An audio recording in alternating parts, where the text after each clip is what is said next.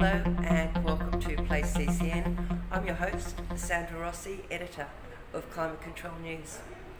Gas has acquired an Australian refrigerant destruction company, Salience Solutions.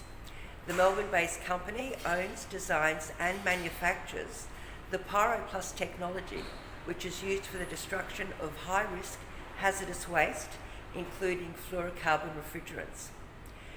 The consumption of HFCs in the European Union increased last year for the first time since 2015. According to the annual European Environment Agency report released this week, there was a 7% increase in HFC consumption in 2020 compared to 2019. Despite this, the report said that the European Union is still on track with its targets under the F-gas regulations and the Montreal Protocol. It's probably worth noting that that report does not include illegal refrigerants, which are a big problem over there.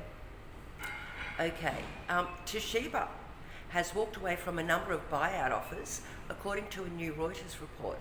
The report said there had been offers from private equity firms that Toshiba walked away from, instead choosing to split Toshiba into 3 separate companies.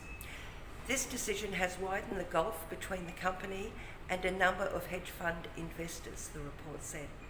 One of the private equity firms, who requested anonymity, told Reuters a deal could have been done at $23 billion, which represents a substantial premium based on the average trading price of Toshiba shares over the past 200 days.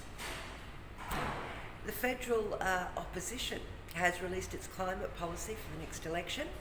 Labor said it will reduce emissions by 43% from 2005 levels by the end of the decade if it wins government. It is a significant increase on the government's current target, which is a 26% reduction by the end of the decade. Meanwhile, the Greens are calling for a 75% reduction by 2030, which is in line with the United Nations recommendation to halve emissions by 2030. Well, that's it for our headlines this week, which were brought to you by Temperzone. Thank you for watching.